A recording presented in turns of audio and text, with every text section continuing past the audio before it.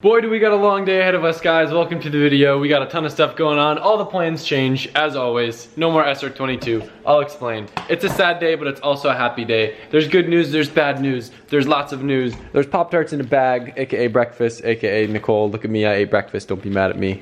I'm not skipping meals. So let's get rolling. So like I said, unfortunately, we're not gonna be doing the SR22 anymore. It just sounded like it was gonna really complicate things and the machine work was gonna take more like a month rather than a day or two. So I wanna get this back in the car and I don't really need an SR22 that badly. I rather just drive. So what I found out when I was looking for extra blocks, I was actually talking to CW Pence, the machine shop that I'm gonna bring it to, and they said they can actually add material where I had the detonation issues, rather than me having to machine a giant bore, which would suck, or getting another block and having that one machined. I guess this is a pretty common thing they see in SRs, so we're just gonna do that. It should be a quick turnaround, and then we can get it back in the car and running very soon. And if you can't tell, we're loading the car in the trailer, and we're gonna bring it to Randy's shop to have him paint it there. I didn't think the driveway was a good idea.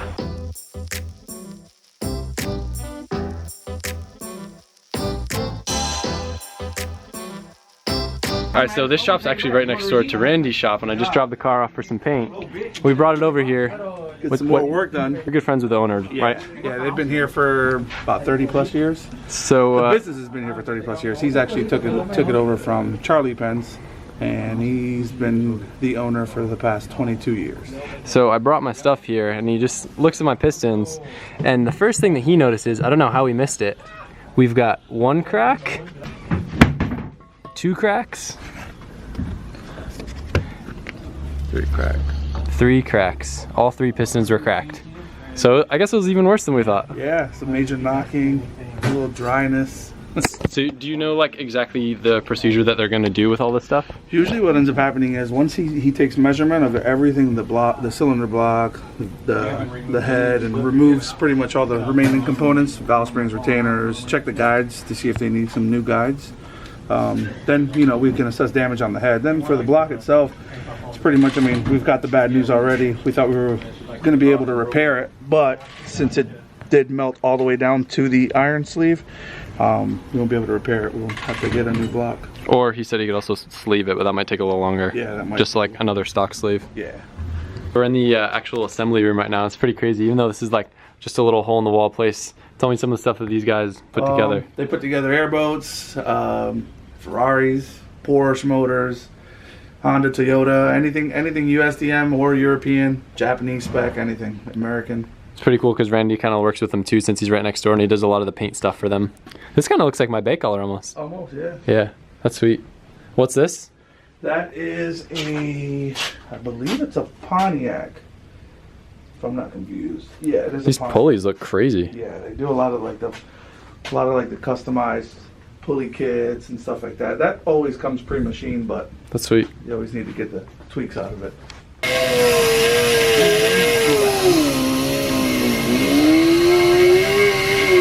Still don't know if we'll need another block or not, so just for the heck of it, Randy grinded it down and they're going to try to add some material and see if it's worth salvaging. Yes. They normally put you to work like this? Yeah. All the cool stuff. Yeah. These pretty much spray a solvent that will pretty much take off any kind of grease, grime. Usually you'll see like your engine that's like golden brown from like boiling the oil. It's the stuff that takes it off. Put a heater on and it's already steaming. Voila. That's sick. It's like baking. Is all the yellow stuff just a solution? The gel cream that comes off. That's so cool.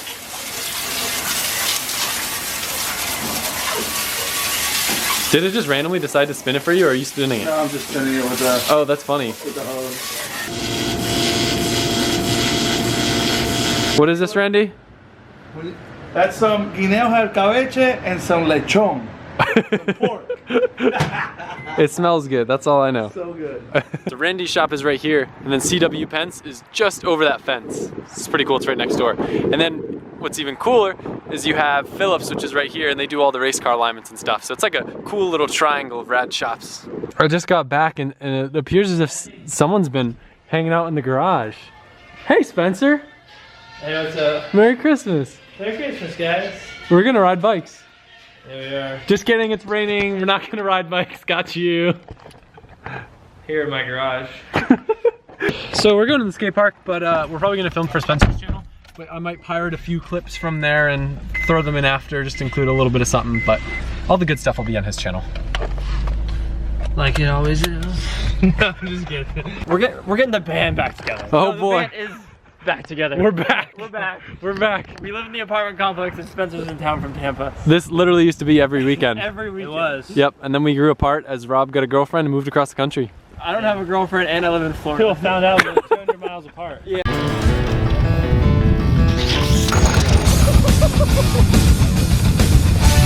I misjudged the slipperiness of the surface down here.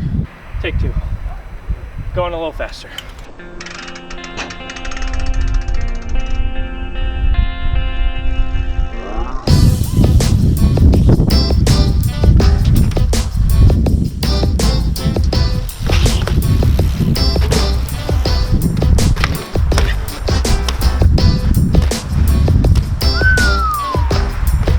Oh, and the banger, nice.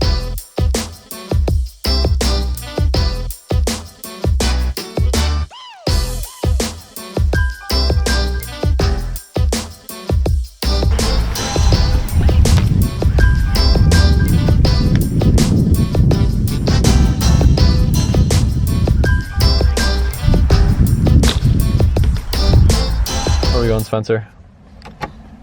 Oh, okay, we need the light. We are going Typical post-session. to this guy's favorite place, something fancy. You guys will see. I mean, just after this to quick clarify, commercial my favorite place is Gringos Locos, but it's far, so we just go to Tijuana Flats a lot and like to pretend that it's Gringos Locos. break. I will not be eating here.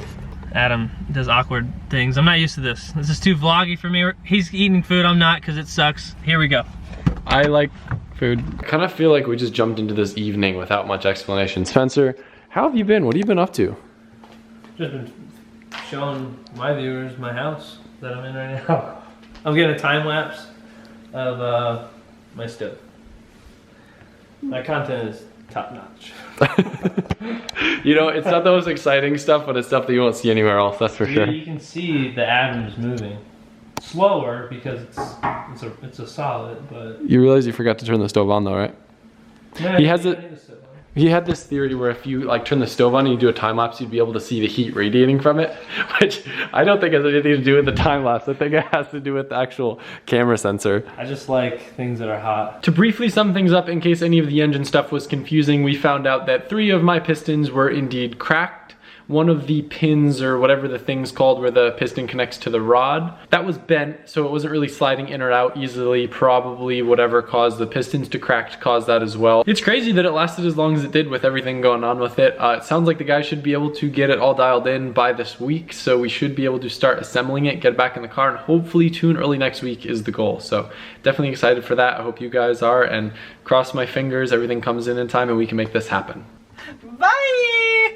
I know every time you guys see our pantry and you see all the cereal boxes in it, people always like kind of bring up concern and stuff, and I never really understood it. But having that much cereal is seriously dangerous. Nicole was just trying to get a box of cereal to eat, and this is what happened. Look at that. That is dangerous. No one should have that much cereal in their house. Nicole, what have you learned from this? Gotta eat all the cereal. Bye! When you said